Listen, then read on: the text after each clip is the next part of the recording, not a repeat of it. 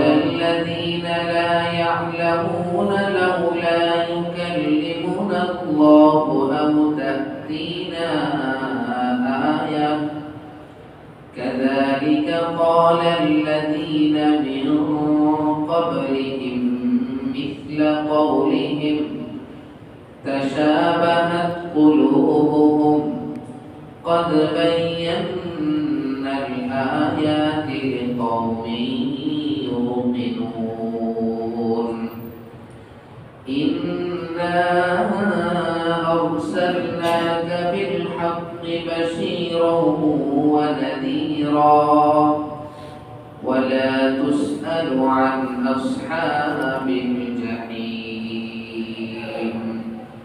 صدق الله مولانا العظيم وصدق رسوله النبي الكريم ونحن على ذلك لمن الشاهدين والشاكرين والحمد لله رب العالمين সকলে মুহাব্বতের সাথে দরুদ পড়ুন اللهم صل على محمد وعلى آل محمد كما صليت على إبراهيم وعلى آل إبراهيم إنك حميد مجيد اللهم بارك على محمد وعلى آل محمد كما باركت على إبراهيم وعلى آل إبراهيم إنك حميد مجيد الحمد لله মহান আল্লাহ জাল্লা জালালুহুর দরবারে শুকরিয়া আদায় করি যিনি আমাদেরকে সাপ্তাহিক তাফসীরে বসার তৌফিক দান করেছেন সেজন্য সকলেই শুকরিয়া আদায় করি বলে আলহামদুলিল্লাহ। আমাদের আলোচনা সূরাতুল বাকারার 118 নম্বর আয়াত থেকে শুরু হবে ইনশাআল্লাহ।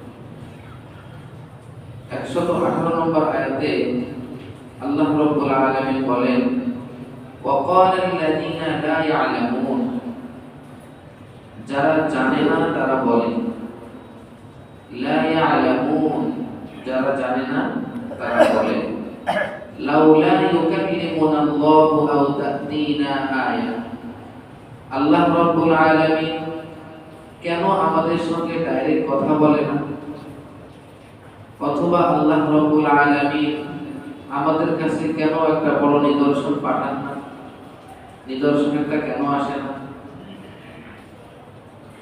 তো যারা জানে না তারা বলেছে যে আল্লাহ তাআলা কেন আমাদের সঙ্গে ডাইরেক্ট কথা বলে না, অথবা আমাদের কাছে কেন একটা নিদর্শন আসে না।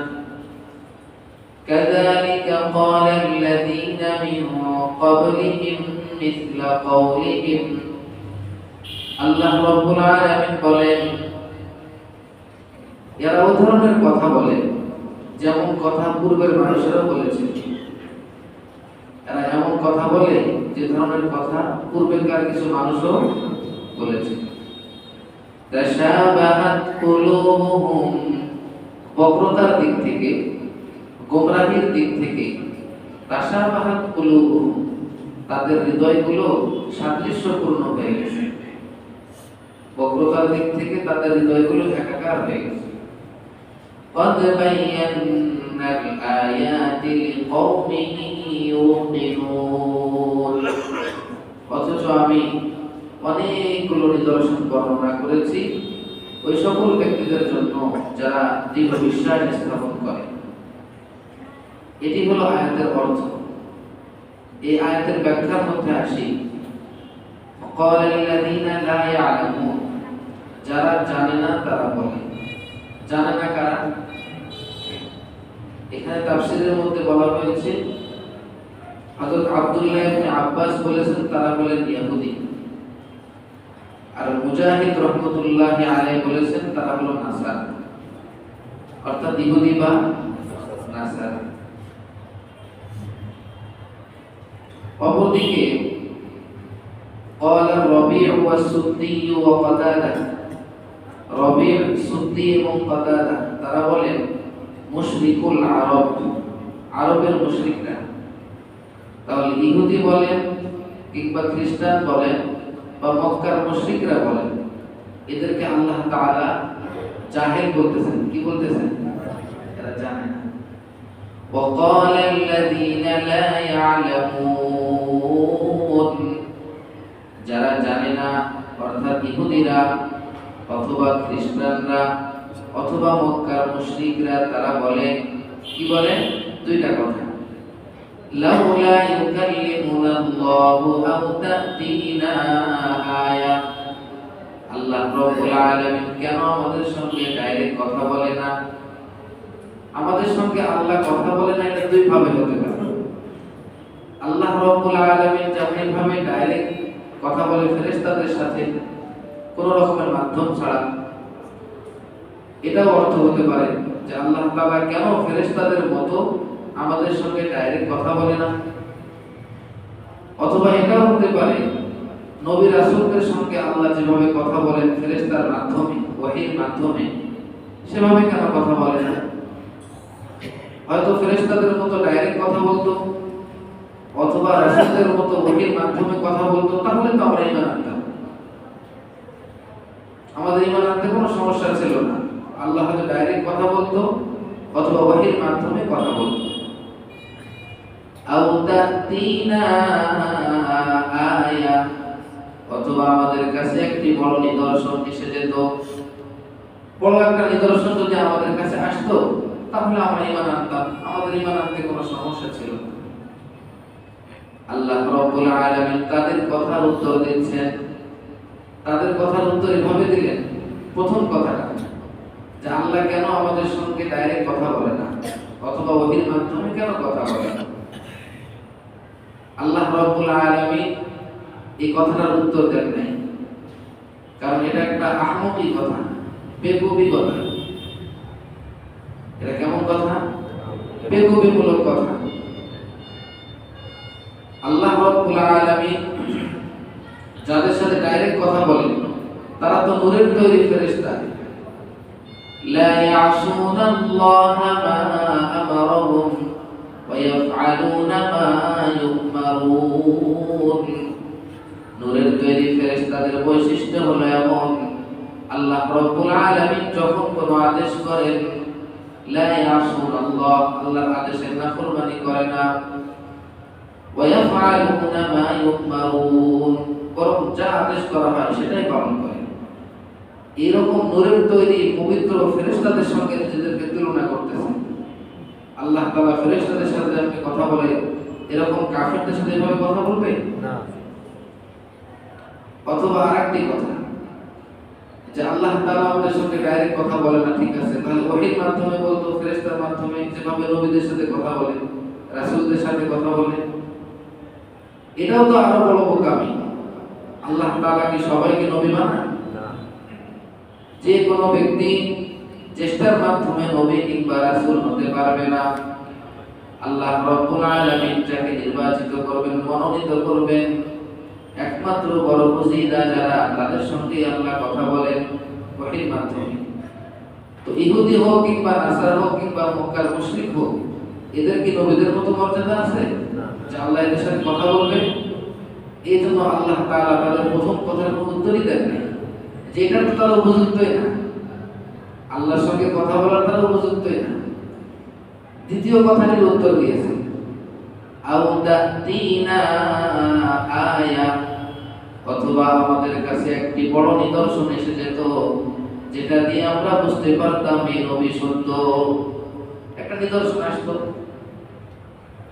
তো আল্লাহ রাব্বুল আলামিন উত্তর দিলেন যে আসলেই কাযালিকা ক্বালাল্লাযীনা মিন ক্বাবলিহিম মিথলা ক্বাউলিহিম, এরা ওই ধরনের ব্যক্তিদের মতো কথা বলতেছে যেমনটি তাদের পূর্বেকার মানুষেরাও কথা বলতো।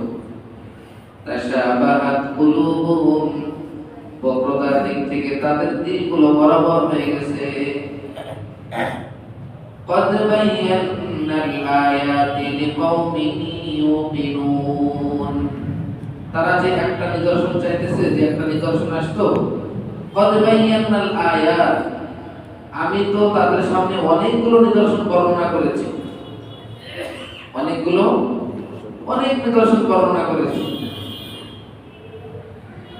লিকাওমিন ইউকিনুন, এই নিদর্শনগুলো দেখে, নিদর্শনগুলো শুনে কারা ঈমান আনবে, কাদের উপকার হবে? লিকাওমিন ইউকিনুন, যারা দৃঢ় বিশ্বাস স্থাপন করে সবার উপকার হবে না। এদের সাথে যদি আল্লাহ ডাইরেক্ট কথা বলতো অথবা ফেরেশতাদের মাধ্যমেও কথা বলতো, এরা কিন্তু ঈমান আনতো না। এদের হৃদয় বক্র, এরা গুমরাহির মধ্যেই থেকে যেত। এজন্য আল্লাহ রাব্বুল আলামিন বললেন যে কত নিদর্শন বর্ণনা করেছি, কিন্তু তাদের তো কোনো উপকার হলো না। قد بينا الآيات لقوم يوقنون, আমি অনেকগুলো নিদর্শন বর্ণনা করেছি ওই কওমের জন্য যারা দৃঢ় বিশ্বাস স্থাপন করে, অর্থাৎ এদের কোনো উপকার হবে না। ইন্না আরসালনাকা বিল হাক্কি বাশীরান ওয়া নাযীরা ولا تسأل عن أصحاب الجحيم إنا أرسلناك بالحق بشيرا ونذيرا। হে নবী, নিশ্চয় আমি আপনাকে সত্য দিন দিয়ে প্রেরণ করেছি, বাশীরা ওয়া নাযীরা, জান্নাতের সুসংবাদদাতা হিসেবে এবং জাহান্নাম থেকে ভীতি প্রদর্শনকারী রূপে। অর্থাৎ আপনি সঠিক কথাগুলো আল্লাহর পক্ষ থেকে যেগুলো আপনার কাছে পাঠানো হয় এগুলো আপনি সুন্দরভাবে পৌঁছাইতে থাকবেন। যারা আপনার প্রতি ঈমান আনবে তাদের জন্য আপনি জান্নাতের সুসংবাদদাতা, আর যারা আপনার কথা মানবে না, ঈমান আনবে না, তাদের জন্য আপনি জাহান্নাম থেকে সতর্ককারী। ইন্না আরসালনাকা বিল হাক্কি বাশীরান ওয়া নাযীরা, আমি আপনাকে সত্য ধর্ম দিয়ে, সত্য দিন দিয়ে প্রেরণ করেছি, জান্নাতের সুসংবাদদাতা হিসাবে মুমিনদের জন্য, আর জাহান্নাম থেকে ভীতি প্রদর্শনকারী রূপে যারা ঈমান আনবে না তাদের জন্য। ওয়ালা তুসআলু আন আসহাবিল জাহিম, আর যারা জাহান্নামের অধিবাসী তাদের সম্পর্কে আপনাকে জিজ্ঞাসা করা হবে না, তাদের সম্পর্কে আপনাকে জিজ্ঞাসা করা হবে না। এর দ্বারা কি বোঝায়? আপনি যখন মানুষকে দাওয়াত দিবেন, আপনার দাওয়াত দেওয়ার পরে কেউ যদি ঈমান না আনে, কেউ যদি এটাকে গ্রহণ না করে, ঈমান না আনে, জাহান্নামী হয়, দুনিয়াতেও আপনাকে কেউ জিজ্ঞাসা করবে না, আখিরাতের মাঠেও আপনাকে জিজ্ঞাসা করা হবে না যে তারা কেন ঈমান আনেনি। আপনি জাস্ট আল্লাহর পক্ষ থেকে একজন দূত, একজন বার্তাবাহক।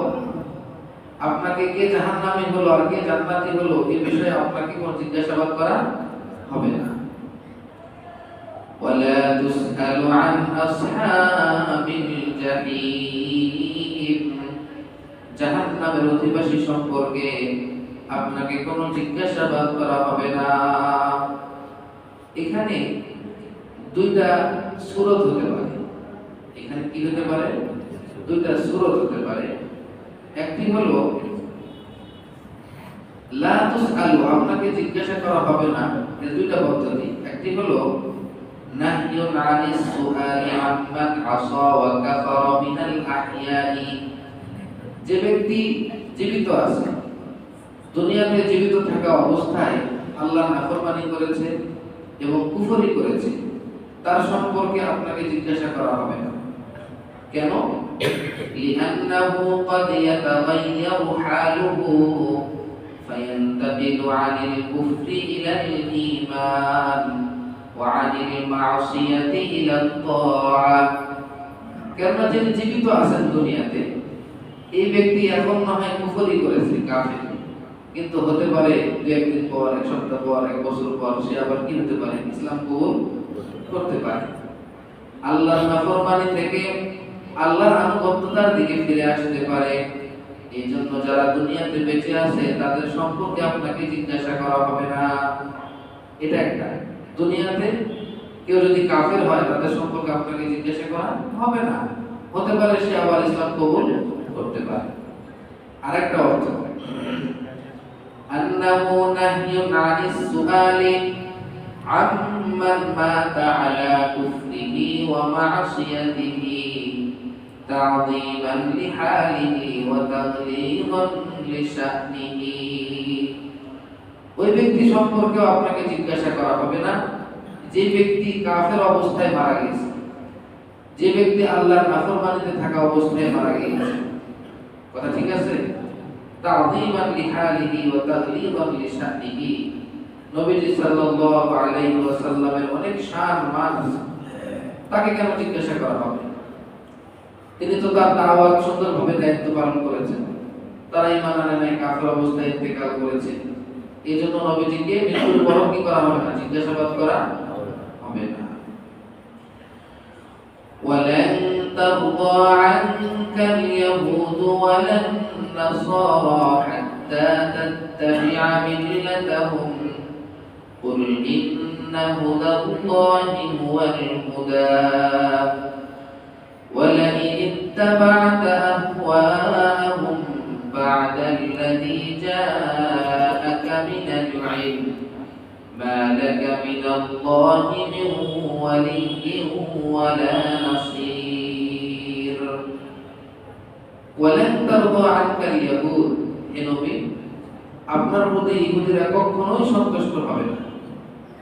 ওয়ালান নাসারা, খ্রিস্টানরাও কখনো আপনার প্রতি সন্তুষ্ট হবে না। হাত্তা তাত্তাবি'a মিল্লাতাহুম, যতক্ষণ না আপনি তাদের ধর্মের অনুসরণ করেন। ইহুদি খ্রিস্টানরা মুসলমানদের সাথে যতই বন্ধুত্ব স্থাপন করুক, আমাদের প্রতি তারা ততক্ষণ পর্যন্ত সন্তুষ্ট হবে না যতক্ষণ না আমরা ইসলাম ত্যাগ করে ইহুদি কিংবা খ্রিস্টান ধর্ম গ্রহণ না করি, ততক্ষণ পর্যন্ত কি হবে না, তারা আমাদের প্রতি তারা সন্তুষ্ট হবে না। এটা কার কথা? আল্লাহর কথা। কুল ইন্না হুদাল্লাহি হুয়াল হুদা, হে নবী আপনি বলে দিন আল্লাহ রাব্বুল আলামিনের প্রকৃত হেদায়েতের রাস্তা হলো ওটাই। কুল ইন্না হুদাল্লাহি হুয়াল হুদা, আল্লাহ রাব্বুল আলামিন যেটাকে সঠিক রাস্তা বলেছেন সেটাই সঠিক পথ। কথা কি বোঝা আসছে? আমি ব্যাখ্যা করে বলবো। ওয়ালাইন ইত্তাবা'তা আহওয়া'আহুম বা'দা আল্লাযী জাআকা মিনাল ইলম, আপনার কাছে এই কোরআনুল কারীম, এই ইলম নাযিল হওয়ার পর আপনি যদি ইহুদি খ্রিস্টানদের আহওয়া'আহুম, তাদের মনের চাহিদাদের অনুসরণ করেন, মা লাকা মিনাল্লাহি মিন ওয়ালিয়্যিন ওয়ালা নাসীর, তাহলে কাল কিয়ামতের মাঠে আপনার কোনো বন্ধু পাবেন না, আপনার কোনো সাহায্যকারী পাবেন না। এটা হলো আয়াতের অর্থ। এখন আসি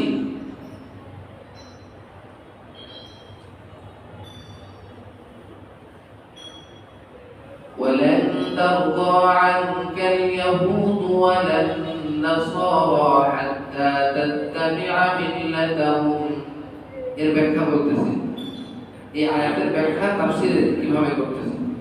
অর্থাৎ লাইসা গরদুহুম ইয়া মুহাম্মদ বিমা ইয়াকতারিহুনা মিনাল আয়াতি আন ইউমিনু বাল লাউ আতাইতাহুম বিকুল্লি মা ইয়াসআলুন লাম ইয়ারদাউ আনকা। হে মুহাম্মদ, তারা যে বিভিন্ন নিদর্শনগুলো চাইতেছে, আমাদের কাছে কেন নিদর্শন আসে না?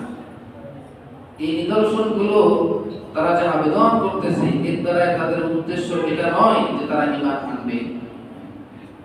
প্রথম আয়াতে কি বলেছিল? আল্লাহ তাআলা কেন আমাদের সাথে কথা বলে না, অথবা আল্লাহ তাআলা কেন কোনো নিদর্শন আমাদের কাছে আসে না। তাফসীরের মধ্যে বলা হয়েছে তারা যে নিদর্শন চাইতেছে, নিদর্শন আল্লাহর কাছে আবেদন করতেছে, এর দ্বারা এটা উদ্দেশ্য নয় যে তারা ঈমান আনবে। এটা উদ্দেশ্য নাকি? তাদের দিলে তো বক্রতা, তারা ঈমান আনার জন্য নিদর্শন চায় নাই।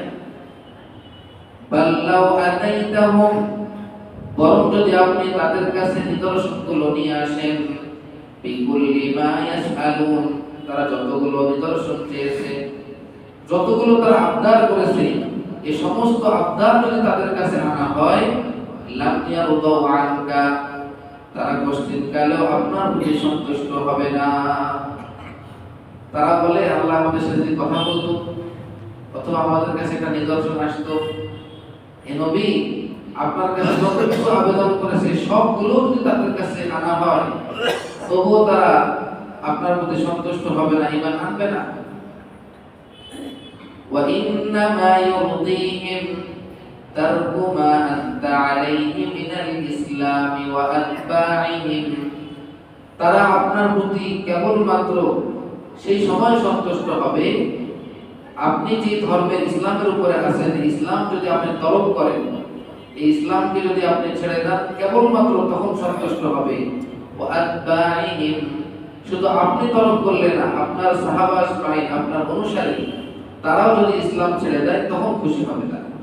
তার আগে কি হবে না? খুশি হবে না, সন্তুষ্ট হবে না।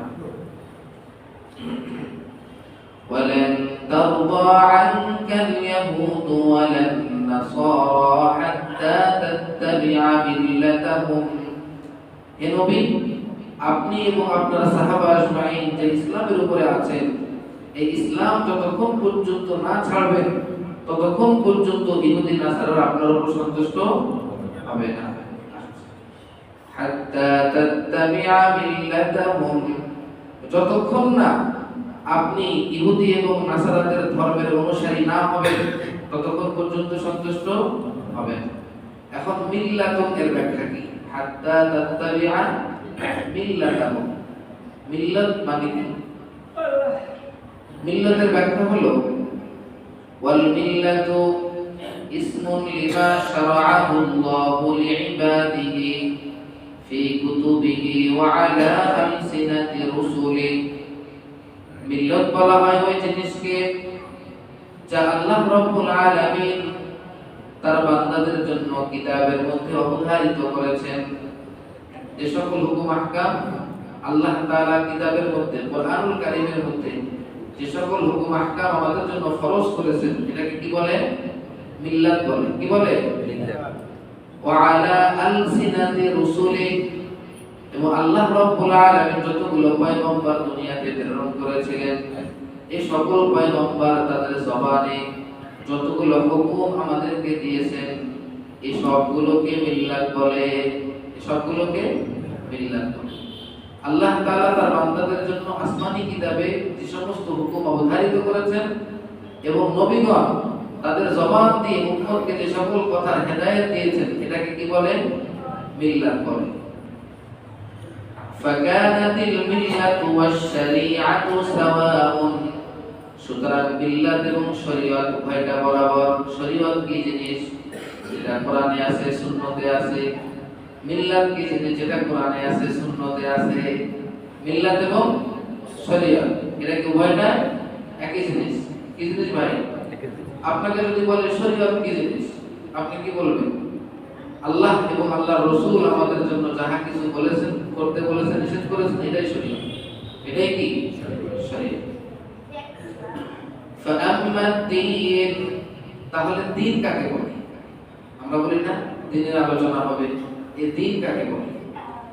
ফাআম্মাদ-দীন ফাকাদ ফাররাকা বাইনাহু ওয়া বাইনাল মিল্লাতি ওয়াশ-শরীআ, দ্বীন কাকে বলে? যে মিল্লাত এবং শরীয়ত উভয়টা এক জিনিস, তাহলে দ্বীন কাকে বললো? সামনে বলতেছে ওয়াদ-দীন মা ফাআলাহুল ইবাদু আন আমরিহি, দ্বীন বলা হয় বান্দা আল্লাহ তাআলার আদেশের কারণে যা সম্পাদন করে। বান্দা আল্লাহর আদেশের কারণে যে সকল আমল করে, এটাকে কি বলে? দ্বীন বলে। আত-তরিকাতুল মাসলুকাতু ফিদ-দীন, দ্বীন বলা হয় ওই পদ্ধতিকে যেটা শরীয়তের মধ্যে যে আমলগুলো করা হয়, সম্পাদন করা হয়, এই কাজগুলোকে কি বলে? দ্বীন বলে। আল্লাহর আদেশ এবং রাসূলের আদেশকে মিল্লাত এবং শরীয়ত বলে। একটু পার্থক্য আছে। কি আছে? একটু পার্থক্য আছে। হাত্তা তাত্তাবিআ মিল্লাতাহুম, যতক্ষণ পর্যন্ত আপনি তাদের মিল্লাতের অনুসরণ না করবেন ততক্ষণ পর্যন্ত ইহুদি এবং খ্রিস্টানরা আপনার প্রতি সন্তুষ্ট হবে না। আচ্ছা, এখানে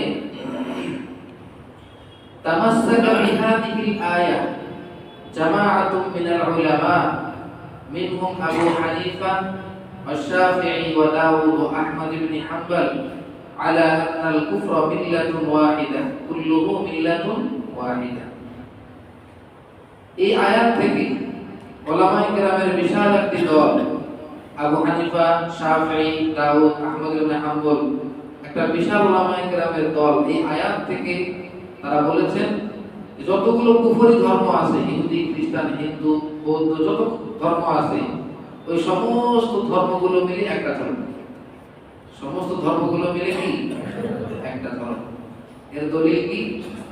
লাকুম দীনুকুম ওয়ালিয়া দীন।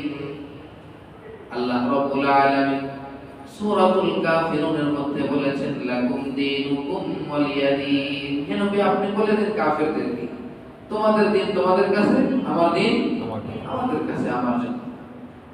তাহলে তোমাদের যতগুলো ধর্ম হতে পারে ওর মধ্যে সবগুলা নিহিত আছে। সুতরাং সকল কুফরি ধর্মগুলো এক ধর্ম আর ইসলাম আলাদা একটা ধর্ম। এই জন্য আরেকটা হাদিস নবীজির ইরশাদ হয়েছে ওয়াবিকাউলিহি আলাইহিস সালাতু ওয়াস সালাম লা ইয়াতাওয়ারাসু আহলু মিল্লাতাইন। দুই ধর্মের অনুসারী কখনো একে অপরের উত্তরাধিকারী হবে না। আমি ইসলাম ধর্মের অনুসারী, আমার এক ভাই সে কাফের, অথবা আমার আব্বা তিনি অন্য ধর্মের ছিলেন উদাহরণস্বরূপ, তাহলে উনি ইন্তেকাল করলে আমি উত্তরাধিকারী হব না, আবার আমি ইন্তেকাল করলে তারা কি হবে না, উত্তরাধিকারী হবে না, কারণ আমরা তো ভিন্ন ধর্মের অনুসারী। আলা আন্নাল মুরাদ বিহি আল ইসলাম ওয়াল কুফর। ইসলাম এবং কাফের, মনে করেন একজন ইহুদি মারা গেছে আর একজন খ্রিস্টান, ওদের মাঝে কি থাকতে পারে? উত্তরাধিকারী সূত্র চালু থাকতে পারে, কারণ সবগুলো ধর্ম মিলে তো একটা। কিন্তু একজন কাফের আর একজন মুসলমান এর মাঝে কোনোদিন কি হবে না, কোনোদিনই উত্তরাধিকারী এই নিয়ম চালু থাকবে না। বিদালিল কওলুহু আলাইহিস সালাম লা ইয়ারিসুল মুসলিমুল কাফিরা। কোন মুসলমান কোনদিন কাফের উত্তরাধিকারী হবে না। এখানে তো স্পষ্ট নবীজি বলে দিলেন। প্রথমে কি বলেছিলেন? যে দুই ধর্মের অনুসারী একে অপরের উত্তরাধিকারী হবে না। আর এখানে ডাইরেক্ট নবীজি বলে দিলেন লা ইয়ারিসুল মুসলিমু কাফিরা, মুসলিমুল কাফিরা, কোন মুসলমান অন্য কাফের উত্তরাধিকারী হবে না। আমি যেহেতু ছেলে হিসেবে ইসলাম গ্রহণ করেছি, আমার বাবা কাফের ছিল, উনি মারা গেছে, আমি ধন সম্পদ যতই রেখে থাকি আমি কি পাবো না, উত্তরাধিকারী সূত্রে পাবো না।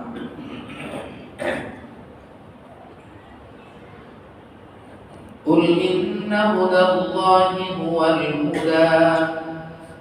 কুল ইন্না হুদাল্লাহি হুয়াল হুদা মানে কি?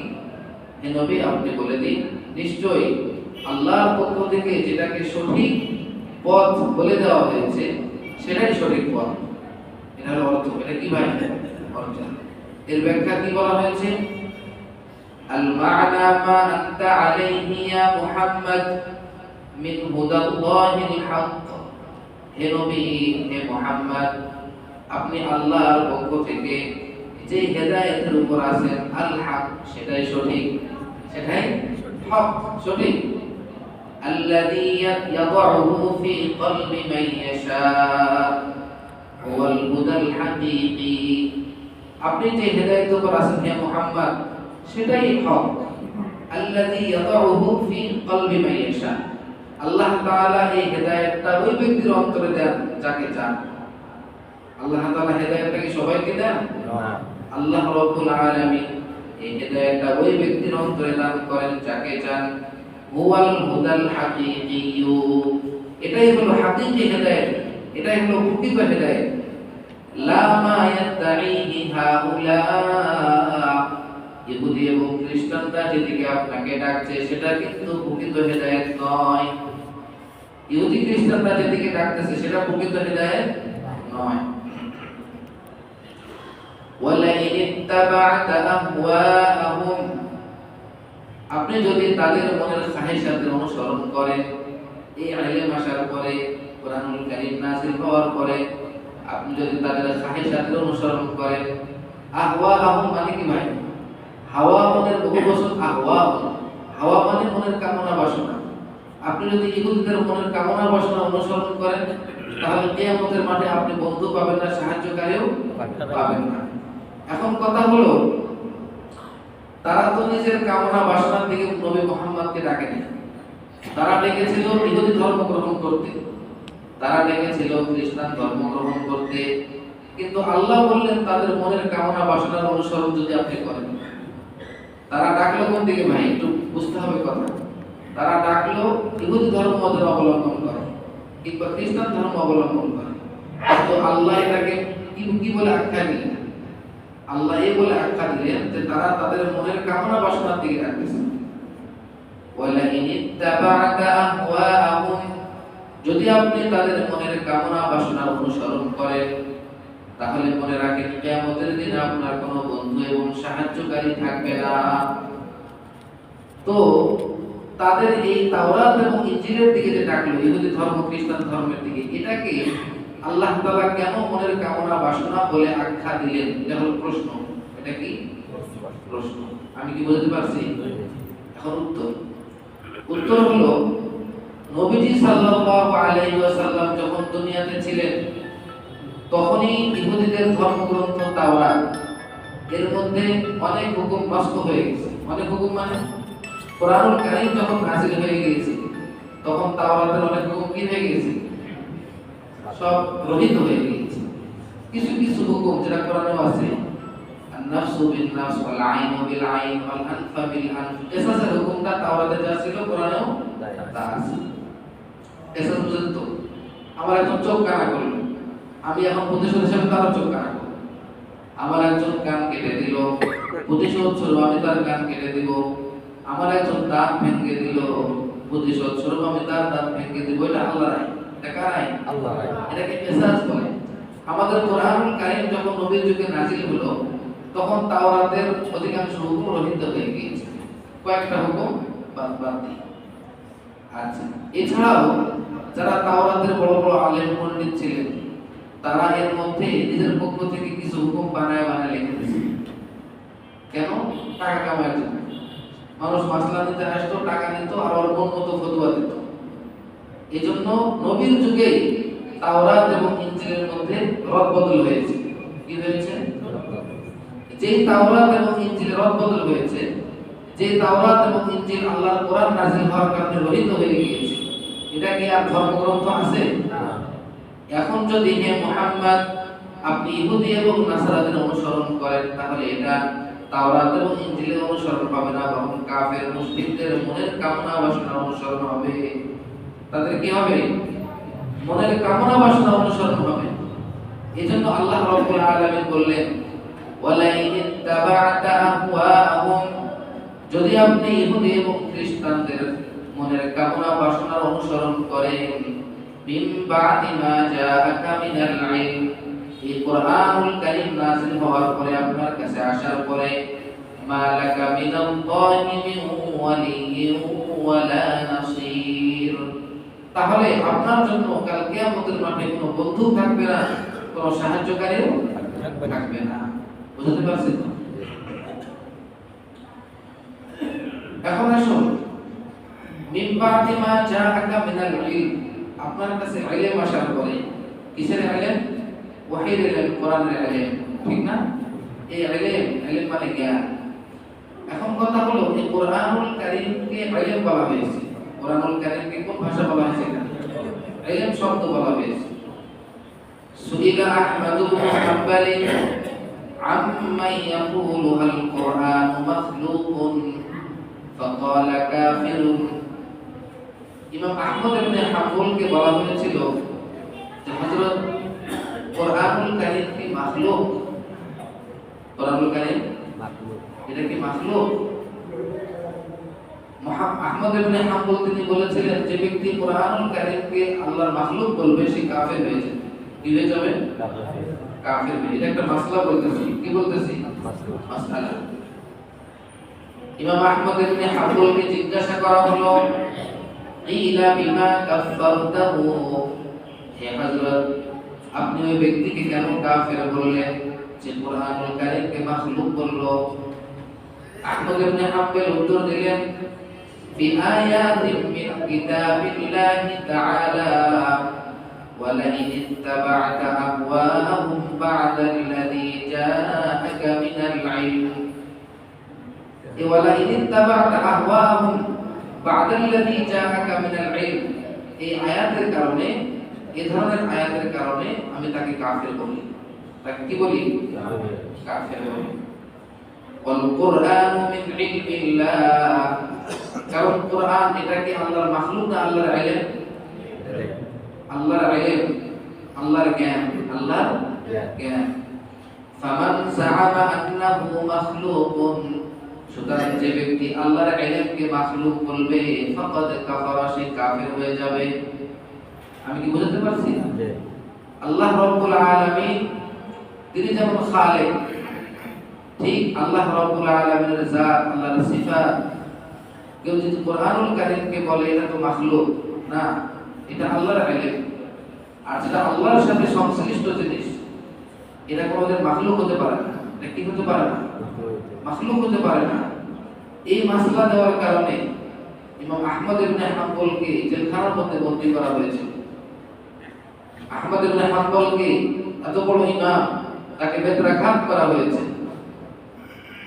এতটুকু শুনেছি আহমদ ইবনে হাম্বলকে জুতার মালা পরিয়ে শহরের মধ্যে ঘোরানো হয়েছে, কিন্তু আহমদ ইবনে হাম্বল তাকে শহীদ করা হয়েছে বেত্রাঘাত করতে করতে, কিন্তু তবুও তিনি মৃত্যু পর্যন্ত কোরআনুল কারীমকে তিনি বলে গিয়েছেন এটা মাখলুক নয়। এটা কি নয়? মুসলিম কালেও মাখলুক না, এটা আল্লাহর ইলম। আল্লাহর ইলমকে আমি মাখলুক বলতে পারি? আল্লাহ যেমন মহান, আল্লাহ যেমন সৃষ্টিকর্তা, তাকে কেউ সৃষ্টি করে নাই, কোরআনের ইলমকেও কেউ সৃষ্টি করতে পারবে না। মাসলা বোঝা গেছে তো? الذين آتيناهم الكتاب يتلونه حق تلاوته أولئك يؤمنون به ومن يكفر به فأولئك هم الخاسرون الذين آتيناهم الكتاب যাদেরকে আমি কিতাব দান করেছি এরা কারা? হয়তো তারা নবীর সাহাবী হতে পারে, অথবা কেউ কেউ বলেছেন এরা হলো বনি ইসরাইল তথা ইহুদি হতে পারে। অর্থাৎ যদি বনি ইসরাইল ইহুদি হয় তো ইহুদিদের উপরে আল্লাহ একটা কিতাব নাযিল করেছিলেন, তার নাম হলো তাওরাত। আল্লাহ তাআলা বলতেছেন আল্লাযীনা আতাইনাহুমুল কিতাব, যাদেরকে আমি একটা কিতাব দান করেছি, ইয়াতলুনাহু হাক্কা তিলাওয়াতি, এই কিতাবটাকে তারা যথাযথভাবে হক আদায় করে তেলাওয়াত করেছে। তার মানে তাওরাত কিতাবটা পড়েছে, এটা বুঝেছে, এর উপর ইয়াকিন রেখেছে এবং আমল করেছে। আমি আল্লাহর কালাম পড়ি হক আদায় করে কেমনে? যখন আমি আল্লাহর কালামকে আজমতের সাথে, মহব্বতের সাথে তেলাওয়াত করব, এটাকে বোঝার চেষ্টা করব এবং কোরআনুল কারীমের আদেশ নিষেধ অনুযায়ী আমি আমল করব, তখন কি হবে? যথাযথ তেলাওয়াত হবে। الذين آتيناهم الكتاب, যাদেরকে আমি কিতাব দান করেছি, ইয়াতলুনাহু হাক্কা তিলাওয়াতি, তারা এই কিতাবটার যথাযথ হক আদায় করে তেলাওয়াত করেছে। উলাইকা ইউমিনুনা বি, তারাই যখন কোরআনুল কারীম পরবর্তীতে নাযিল হয়েছে তারাই এর উপর ঈমান আনে। আচ্ছা, তাওরাত থেকে লেখা ছিল না, ইনজিলে তাওরাতে যে পরিশেষে একজন নবী আসবে, তার নাম হবে আহমদ, তার উপর একটা কিতাব নাযিল হবে কোরআন, লেখা ছিল না? যারা প্রকৃতভাবে তাওরাতকে বুঝে শুনে পড়ে, হক আদায় করে তেলাওয়াত করে আমল করে, নবী যখন দুনিয়াতে এসেছে তার উপর কোরআন নাযিল হয়েছে, তারা ঈমান আনবে না? আর যারা হক আদায় করে তেলাওয়াত করে নাই, এরা কি ঈমান আনবে? আনবে না। ওটাই আল্লাহ বলতেছেন, যারা হক আদায় করে তেলাওয়াত করত উলাইকা ইউমিনুনা বিহি, তারা কেবলমাত্র কোরআনের উপর ঈমান আনে। এরাই তো আনবে, এরা আগে থেকেই মারার মধ্যেই আছে। ومن يكفر به فأولئك هم الخاسرون। আর যারা এই কোরআনুল কারীমকে অস্বীকার করবে, মানবে না, তারাই কেবলমাত্র ক্ষতিগ্রস্ত হবে।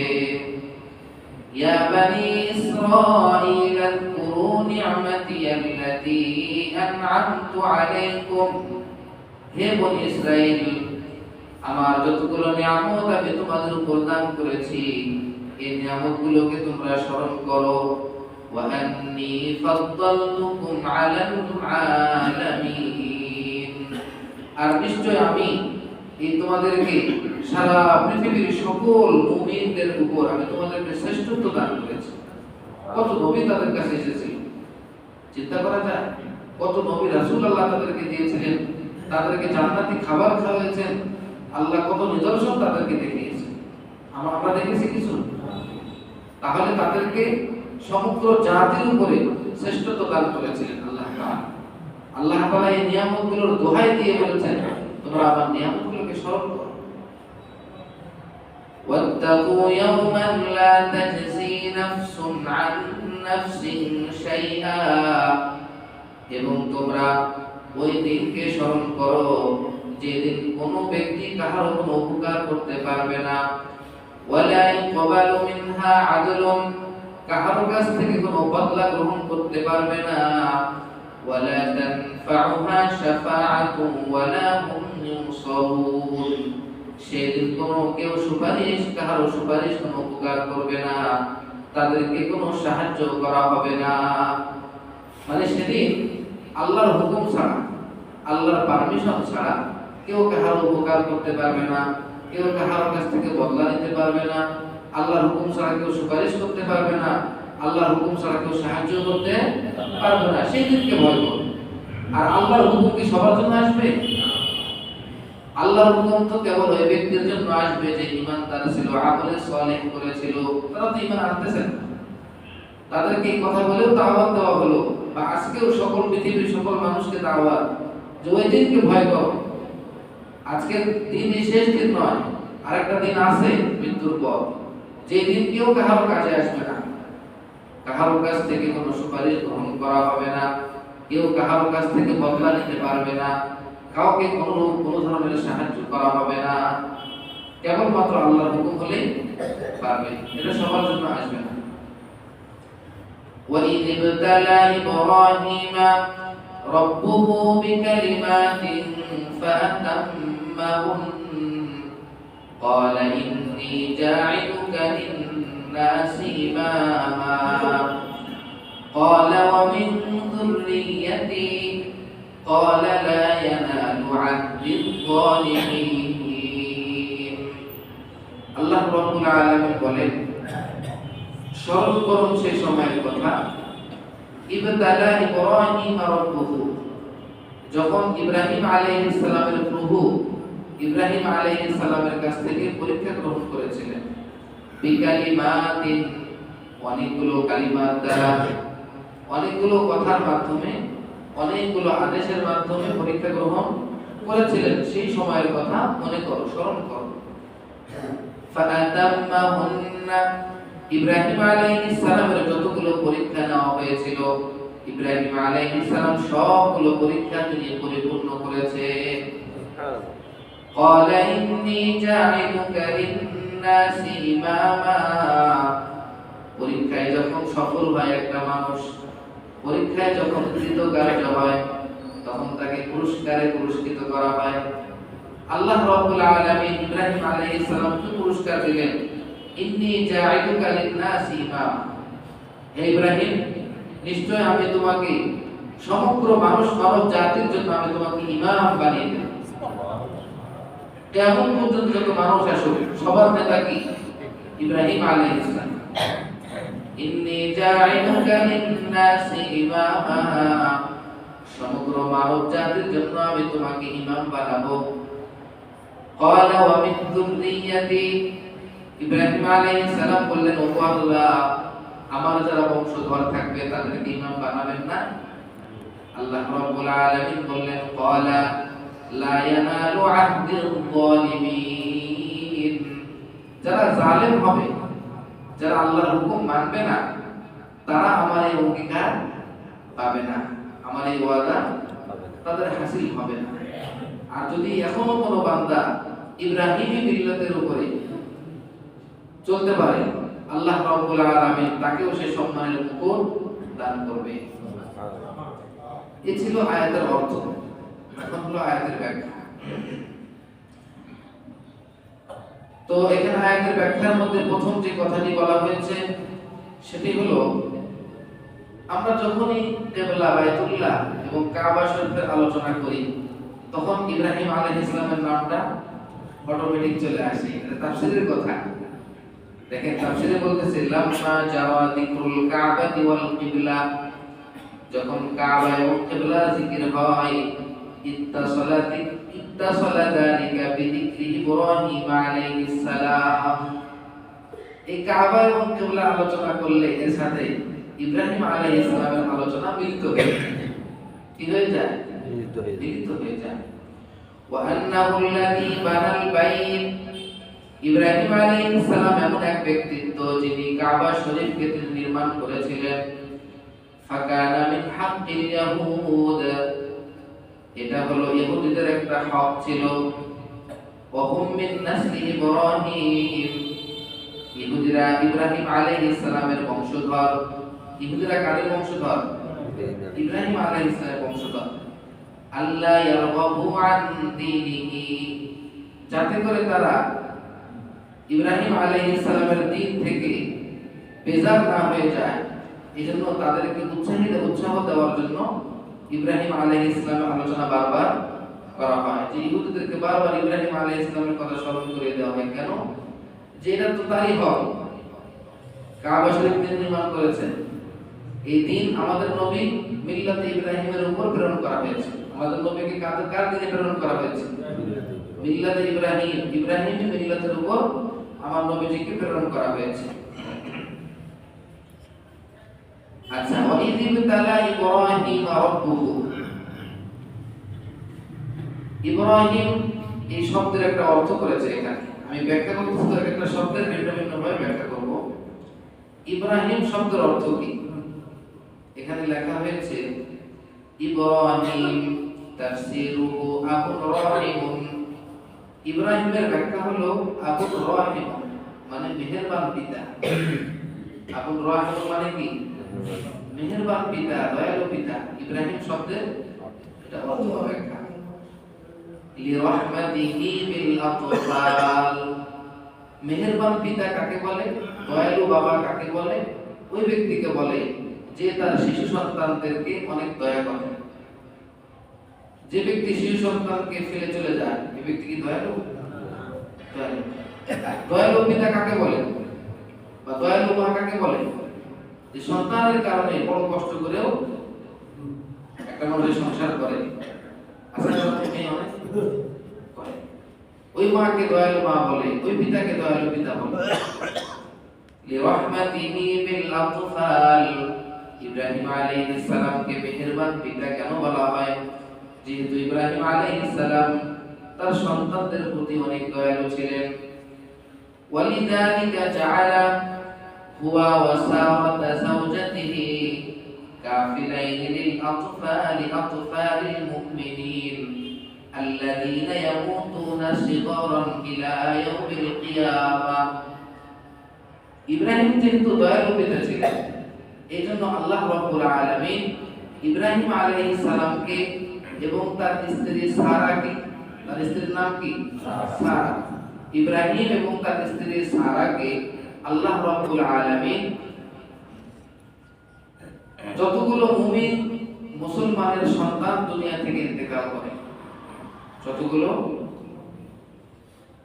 লিআতফালিল মুমিনিন, যে সকল মুমিন শিশু বাচ্চা, যে সকল মুমিন শিশু বাচ্চা ইন্তেকাল করে, এরা ইন্তেকালের পরে ইব্রাহিম এবং সারার অধীনে থাকে এবং কিয়ামত পর্যন্ত ইব্রাহিম এবং তার স্ত্রী সারা এদের দেখাশোনার দায়িত্ব এদের উপর অর্পণ থাকে।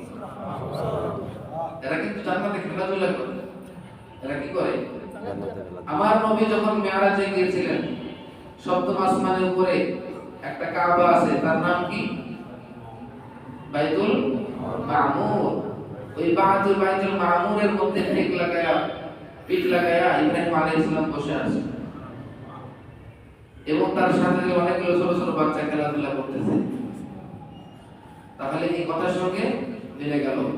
যতগুলো মুমিন শিশু বাচ্চা ইন্তেকাল করে, কিয়ামত কায়েম হওয়া পর্যন্ত এই আলমে বরজাখ, কবরের জগতে এই ছোট্ট শিশু, মুমিন শিশু, ছেলে এবং মেয়ে, এরা ইব্রাহিম এবং তার স্ত্রী সারার অধীনে লালিত পালিত হচ্ছে।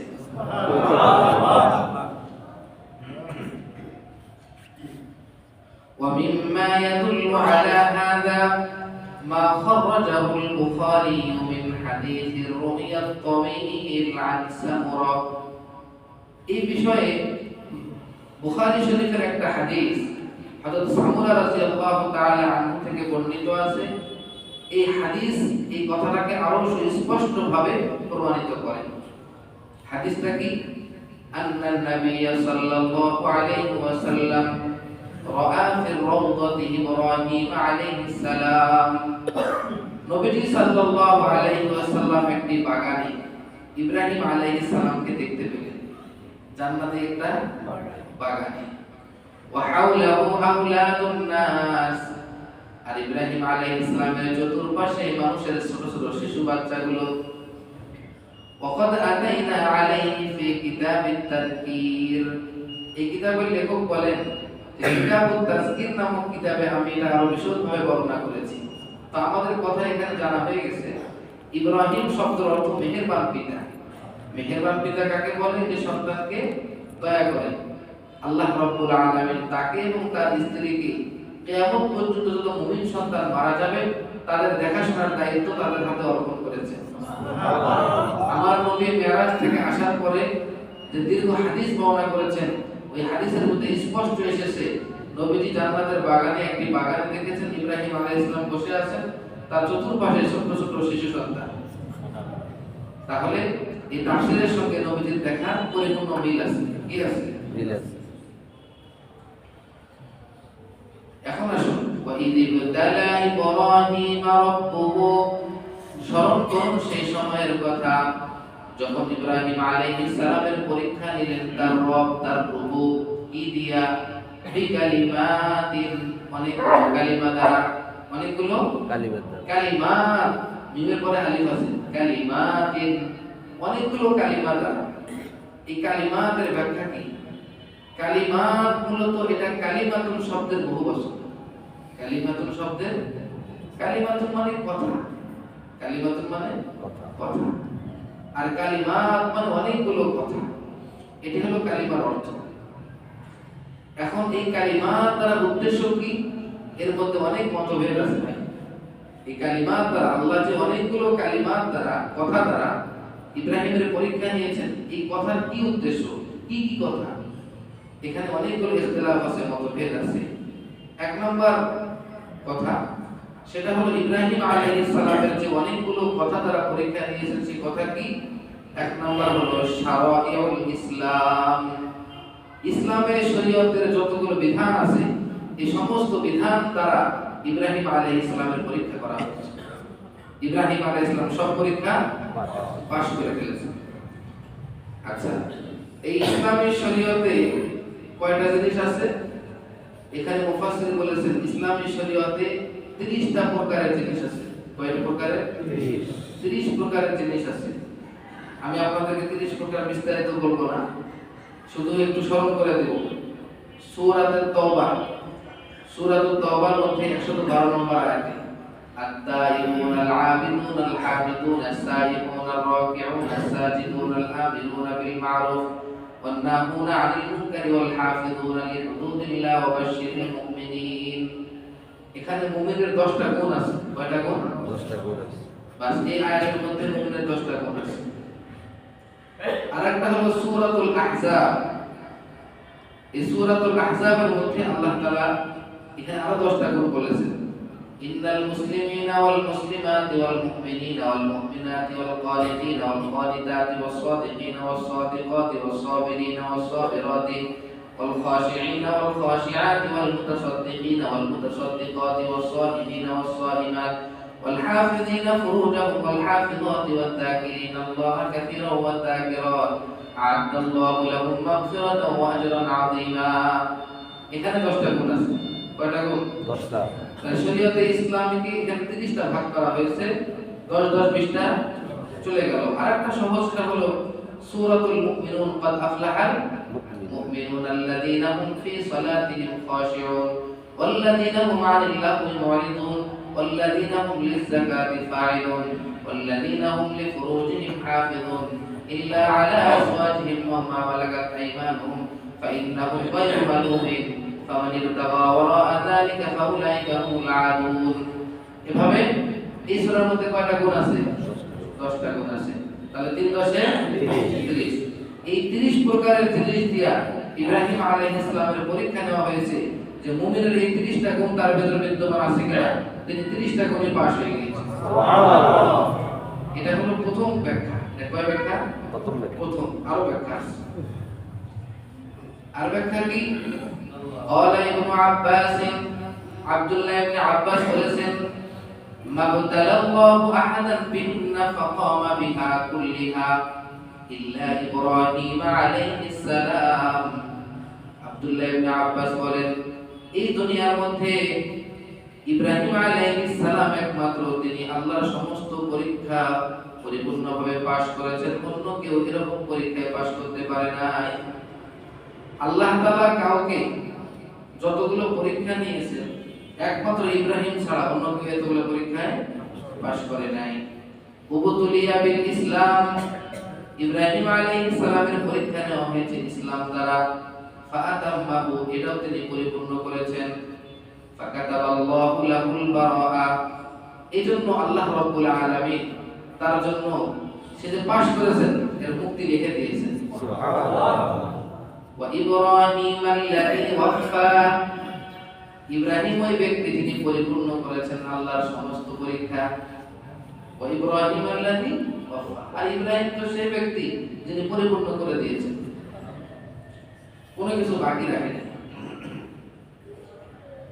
কেউ কেউ বলেছেন বিল আমরি ওয়ান নাহি ইব্রাহিম আলাইহিস সালামকে যতগুলো কাজের আদেশ করা হয়েছিল এবং যতগুলো কাজ থেকে নিষেধ করা হয়েছিল এগুলো পূর্ণ করার মাধ্যমে ইব্রাহিম আলাইহিস সালাম সমস্ত পরীক্ষায় পাস করেছেন কেউ কেউ বলেছেন তার সন্তানকে জবাই করার আদেশ করা হয়েছিল তিনি সেই পরীক্ষায় পাস করেছেন কেউ কেউ বলেছেন তার উপর একটা রিসালাতের দায়িত্ব ছিল তিনি আল্লাহর রাসূল ছিলেন নবী ছিলেন না এই রিসালাতের দায়িত্ব তিনি পরিপূর্ণ করেছেন এটা মতভেদ মানে তাকে যে আল্লাহ অনেকগুলো পরীক্ষা নিয়েছেন সেই পরীক্ষাগুলো কি কি এক একজন এক এক ব্যাখ্যা দিতেছে এখন আসো ওয়াকালা মুজাহিদ ইমাম মুজাহিদ বলেন আল্লাহ রাব্বুল আলামিন বলেছেন ইন্নী মুবতালিকা বিআমরিন আমি তোমাকে কিছু বিষয় দ্বারা পরীক্ষা করব কিছু বিষয় দ্বারা পরীক্ষা করব ক্বালা ইব্রাহিম আলাইহিস সালাম তখন বললেন তাজআলুনি লিন-নাসি ইমামা আল্লাহ আপনি কি আমাকে সমস্ত মানুষের ইমাম বানাবেন ক্বালা নাআম আল্লাহ বললেন হ্যাঁ ক্বালা ওয়া মিন যুররিয়াতি ও আল্লাহ আমার যারা সন্তান আছে কিয়ামত পর্যন্ত আসবে তাদেরকে বানাবেন না আল্লাহ তাআলা বলেন লা ইয়ানালু আহদিল যালিমিন আমার এই সম্মান আমার এই ওয়াদা জালেমরা পাবে না ভালো মানুষ পাবে ক্বালা ইব্রাহিম আলাইহিস সালাম বললেন তাজআলুল বাইতা মাসাবাতান লিন-নাস ও আল্লাহ যে বাইতুল্লাহটা নির্মাণ করলাম এটা আপনি সমগ্র মানব জাতির জন্য আশ্রয়স্থল বানাবেন না সমগ্র মানব জাতির জন্য আশ্রয়স্থল বানাবেন না আল্লাহ রাব্বুল আলামিন বললেন নাআম হ্যাঁ ক্বালা ওয়া আমনা ওগো আল্লাহ এই বাইতুল্লাহ শরীফকে নিরাপদের স্থান বানাবেন না নিরাপত্তার স্থান এখানে যে প্রবেশ করবে সে নিরাপদ তাকে কেউ মারতে পারবে না যত বড় অপরাধী হোক তাকে বাইতুল্লাহ শরীফে হেরেমে কেউ ঢুকলে তাকে কি গ্রেফতার করতে পারবে না এটা টোটাল শরীয়তে নিষেধ খুন করে সেখানে ঢুকলেও তাকে গ্রেফতার করতে পারবে না ক্বালা ওয়া তুরিনা মানাসিকানা ওয়া তাতুবা আলাইনা ওগো আল্লাহ হজের স্থানগুলো আপনি আমাকে দেখাবেন না এবং আমাদের তওবা আপনি কবুল করবেন না ক্বালা না'আম, আল্লাহ বলেন হ্যাঁ কবুল করব। ক্বালা ওয়া তারযুকু আহলাহু মিনাস সামারাতি, ওগো আল্লাহ মক্কার আশপাশে যতগুলো মানুষ বসবাস করবে এদেরকে সারা পৃথিবী থেকে ফল ফ্রুট দিয়ে খাবার দিবেন না? আল্লাহ বলেন না'আম দিব, হ্যাঁ দিব। এভাবে وعلى هذا القول فالله تعالى هو الذي أتم وأصح من هذا ما ذكره عبد الرزاق।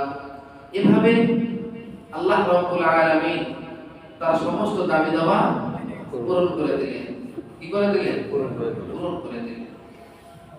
আচ্ছা, এখন আসুন ইবনে আব্বাস থেকে একটি কথা বর্ণিত আছে যে ইব্রাহিম আলাইহিস সালামকে আল্লাহ যে অনেকগুলো পরীক্ষা নিয়েছেন, অনেকগুলো পরীক্ষা কি কি?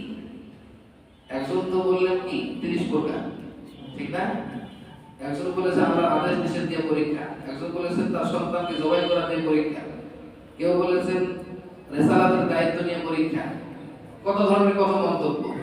এখন আরেকটা মন্তব্য আসতেছে ইবনে আব্বাস থেকে বর্ণিত, وَإِذِ ابْتَلَى إِبْرَاهِيمَ رَبُّهُ بِكَلِمَاتٍ فَأَتَمَّهُنَّ।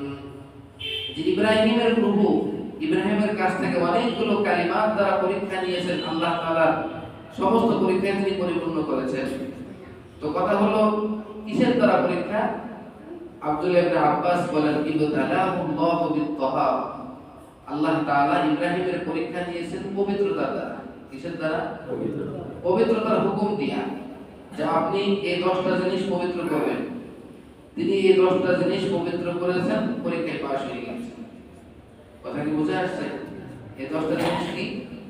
খামসুন ফির রাসি ওয়া খামসুন ফিল জাসাদি, 5টা জিনিস মাথার মধ্যে, 5টা জিনিস শরীরের মধ্যে।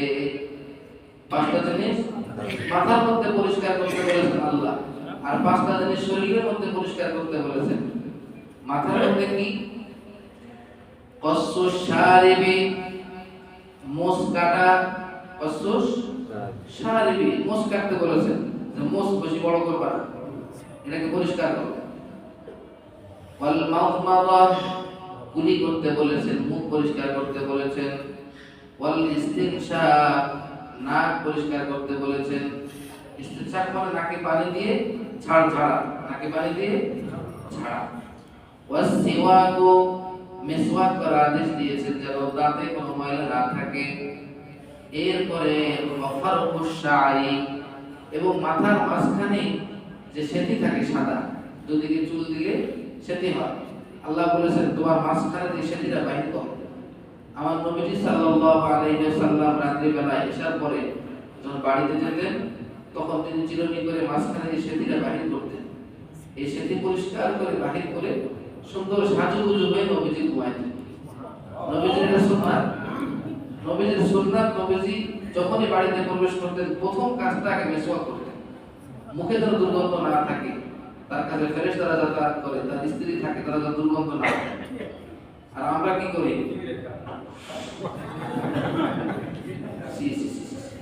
আশপাশ দেওয়া যায় না, আশপাশ। এটা হাসির কথা না, এটা বড় খারাপ যন্ত্রণার কথা, নিকৃষ্ট কথা, খুব খারাপ কথা। একটা নাজুক একটা মেয়ে, একটা মহিলা যারা দুর্গন্ধ, বাথরুমের দরজা খোলা থাকলে রুমে থাকতে পারে না। এই বাথরুমের দরজা আগে লাগাবো, রুমে গন্ধ আসতেছে, মহিলারা কিন্তু খুব দুর্গন্ধ পায়। আর এই মহিলার সামনে যখন একটা সিগারেট খাওয়া মানুষ যায়, এই আল্লাহর বান্দি কত কষ্ট পায়। স্বামীকে তো আর থামড়াতে পারে না। তো এই জন্য ইব্রাহিম আলাইহিস সালামকে আল্লাহ তাআলা 10টা জিনিস পবিত্র করার আদেশ করে পরীক্ষা দিয়েছেন। মুসকাটা, কুলি করা, নাকে পানি দেওয়া, মিসওয়াক করা এবং মাথার সেতি বাহির করা। এটা হলো মাথার মধ্যে 5টা। এরপরে আসুন ওয়াফিল জাসাদি, আর শরীরের মধ্যে 5টা, সেটা হলো তাকলিমুল আযফার, হাত পায়ের নখ কাটা, হাত পায়ের নখ কাটা। ওয়া হালকুল আনাতি, নাভির নিচে হলক করা। হলক মানে কি? মাথা যেভাবে কামায়। ওয়াল ইখতিতান, সুন্নতে খতনা করা, সুন্নতে এই খতনা। 3 নম্বর। ওয়া নাতফুল ইবিতি, বগলের চুলগুলো উপড়ানো। ওয়াগসলু মাকানিল গাইতি ওয়াল বাউলি বিল মাই, পেশাব এবং পায়খানার স্থানকে পানি দ্বারা পরিষ্কার করা, পানি দ্বারা ধৌত করা। এই পাঁচটা জিনিস শরীরের মধ্যে। তাহলে কি বললাম? নখ কাটা এবং নাভির নিচে পরিষ্কার করা, খতনা করা, বগলের নিচে চুল উপড়ানো। আমাদের বগলের নিচে তো চুল সবাই উপড়াতে পারে না, যারা তো আগে থেকে ব্লেড ধরেছে তারা পারবে না। ওয়াগসলু মাকানিল গাইতি ওয়াল বাউলি বিল মাই, পেশাব পায়খানার স্থানকে পানি দিয়ে ধৌত করা। এই 10টা জিনিস আম্বিয়ায়ে কেরামের সুন্নাত। আশারুম মিনাল ফিতরা, ইসলামের স্বভাবজাত সুন্নাত। আমাদের কিন্তু বলা হয় মুসলমানদের ধর্মীয় পরিচয় কি, স্বভাবজাত তরিকা কি, সুন্নাত কি? এই 10টা জিনিস।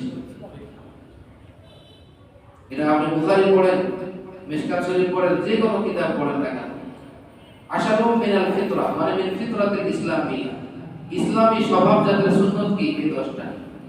পুরুষদের দায়মি সুন্নাত কি? পুরুষদের দায়মি সুন্নাত, মহিলাদের কি? আচ্ছা, وعلى هذا القول فالذي أتمه إبراهيم وهو ظاهر القرآن। এই 10টা জিনিসকে আল্লাহ রাব্বুল আলামিন ইব্রাহিম আলাইহিস সালামকে আদেশ করেছেন পবিত্র করার জন্য। ইব্রাহিম আলাইহিস সালাম পরিষ্কার করে আল্লাহ তাআলা পরীক্ষা পরিপূর্ণ করে দিয়েছেন। সুবহানাল্লাহ। وَإِذِ ابْتَلَى إِبْرَاهِيمَ رَبُّهُ بِكَلِمَاتٍ فَأَتَمَّهُنَّ। ইব্রাহিম আলাইহিস সালামের প্রভু ইব্রাহিম আলাইহিস সালামকে পরীক্ষা নিয়েছেন অনেকগুলো আদেশ দিয়ে। সেটা যাই হোক না কেন, আমরা তো ডাইরেক্ট ইব্রাহিমকে দেখি নাই, কোন 10টা পরীক্ষা, কিন্তু এগুলো তাফসীরের বিভিন্ন কি মত, বিভিন্ন কি ভাই। আমি আপনাদেরকে সমস্ত মত কেন শোনাই? জানার জন্য। অযথা বাইরে সময় নষ্ট করে লাভ আছে? জানেন, সবই জানেন, আপনাদের ভিতরে জ্ঞান আসতে থাকে। আচ্ছা, ফাতাম্মাহুন্না, ইব্রাহিম আলাইহিস সালাম সমস্ত পরীক্ষা তিনি পরিপূর্ণ করলেন। এরপরে আল্লাহ তাআলা পুরস্কার কি দিলেন? সমগ্র মানব জাতির জন্য ইমাম বানায় দিলেন। কি বানায় দিলেন? ইমাম। আচ্ছা, অধিকার যাব না, এখন আলোচনা আসবে এই খতনা করার বিষয়ে। কি বিষয়ে? খতনা করা। এখন আসুন। وفي الموطأ وغيره عن يحيى بن سعيد أنه سمع سعيد بن المسيب يقول إبراهيم عليه السلام أول من اختتن। এই পৃথিবীর মধ্যে সর্বপ্রথম যিনি খতনা করেছেন, খতনা বুঝেন তো, সুন্নতে খতনা করা, সর্বপ্রথম যিনি খতনা করেছেন তিনি হলেন ইব্রাহিম আলাইহিস সালাতু ওয়াস সালাম। ওয়া আউয়ালু মান আযাফা আদ-দাইফা, ইব্রাহিম আলাইহিস সালাম এমন এক ব্যক্তি যিনি সর্বপ্রথম এই পৃথিবীর মধ্যে মেহমানের মেহমানদারি করেছেন। এই মেহমানের মেহমানদারি করা, এই প্রথা, এটা চালু করেছেন ইব্রাহিম আলাইহিস সালাম। ওয়া আউয়ালু মান ইস্তাহাদ্দা, এই পৃথিবীর মধ্যে যে ব্যক্তি সর্বপ্রথম খুর কার্য করেছেন নাভির নিচে, সেই ব্যক্তি হলেন ইব্রাহিম আলাইহিস সালাম। ওয়া আউয়ালু মান কাল্লামাল আযফারা, এবং সর্বপ্রথম যিনি পৃথিবীর মধ্যে নখ কেটেছেন তিনি হলেন ইব্রাহিম আলাইহিস সালাম। ওয়া আউয়ালু মান কাসসাস শারিবা, সর্বপ্রথম যে ব্যক্তি মোষ কেটেছেন তিনি হলেন ইব্রাহিম আলাইহিস সালাম। ওয়া আউয়ালু মান শাবা, এই পৃথিবীর মধ্যে সর্বপ্রথম যার মাথা এবং দাড়ির চুল পেকেছে, তার আগে কারো মাথার চুল দাড়ির চুল পাকতো না। ইব্রাহিম আলাইহিস সালাম থেকে শুরু হয়েছে। সর্বপ্রথম যার মাথার চুল পেকেছে তিনি হলেন ইব্রাহিম আলাইহিস সালাম। ফালাম্মা রাআ শাইবা, ইব্রাহিম আলাইহিস সালাম যখন তার মাথার মধ্যে সাদা চুল দেখতে পেলেন, ক্বালা মা হাযা, তিনি বললেন, ওগো আল্লাহ, এটা আবার কি? মাথার চুল পাকলো, এটা আবার কি সাদা হলো? ক্বালা ওয়াকারুন, আল্লাহ রাব্বুল আলামিন বললেন, ওয়াকার, সম্মান। চুল পাকলে কি হয়? সম্মান বাড়ে, ইজ্জত বাড়ে। ক্বালা ইয়া রাব্বি জিদনি ওয়াকারান, ও আমার প্রভু, আমার ওয়াকারকে আরো বাড়ায় দেন, আমার সম্মানকে আরো বাড়ায় দেন। আমরা কি করি? আমাদের মাথার চুল হলে আমরা আরো কালি করি, আরে ভাই, আল্লাহ আপনাকে দ্রুত সম্মান দান করেছেন, ইজ্জত দিয়েছেন, আপনাকে মানুষ সালাম দেবে, চাচা বলবে, আঙ্কেল বলবে, বাপজান বলবে, সমস্যা নাই। এজন্য আল্লাহর সৃষ্টির মধ্যে পরিবর্তন করা হারাম, সৃষ্টির মধ্যে পরিবর্তন করা হারাম। ইয়া রাব্বি জিদনি ওয়াকারান, হে আমার প্রভু, আমার এই ওয়াকারের সম্মানকে আপনি বাড়ায় দিন। ওয়া যাকারা আবু বকর ইবনে আবি শাইবা عن سعيد بن إبراهيم عن أبيه قال أول من خطب على المنابر إبراهيم خليل الله। সাঈদ বিন ইব্রাহিম তার বাবা থেকে বর্ণনা করেন, তিনি বলেন সর্বপ্রথম যে ব্যক্তি মেম্বারের উপরে উঠে খুতবা দিয়েছেন তিনি হলেন ইব্রাহিম খলিলুল্লাহ। সর্বপ্রথম মেম্বারে কে খুতবা দিয়েছেন? ইব্রাহিম খলিলুল্লাহ আলাইহিস সালাম।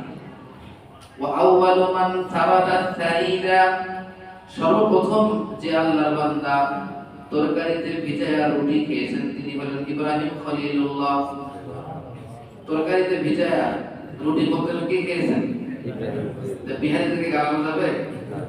হ্যাঁ, অত ইব্রাহিম আলাইহিস সালাম একটা সুন্নতি পালন করে নাকি? আমরা তো বিহারি থেকে একটু ছোট করে রুটি খাই। আচ্ছা, ওয়া আউয়ালু মান দারাবা বিস-সাইফ, সর্বপ্রথম যিনি তলোয়ার নিয়ে যুদ্ধ করেছেন তিনি হলেন ইব্রাহিম আলাইহিস সালাম। তাহলে তলোয়ার নিয়ে যুদ্ধ করা এটাও কি নবীজির কাজ? খালি বসে বসে খিচুড়ি খাওয়া কাজ নাকি? জিহাদে থাকলে যাবেন ইনশাআল্লাহ। ওয়া আউয়ালু মান ইস্তাকা, সর্বপ্রথম যিনি মিসওয়াক করেছেন তিনি হলেন আমার নবী খলিলুল্লাহ ইব্রাহিম আলাইহিস সালাম, আমাদের সকলের নেতা, তিনি সর্বপ্রথম মিসওয়াক করেছেন।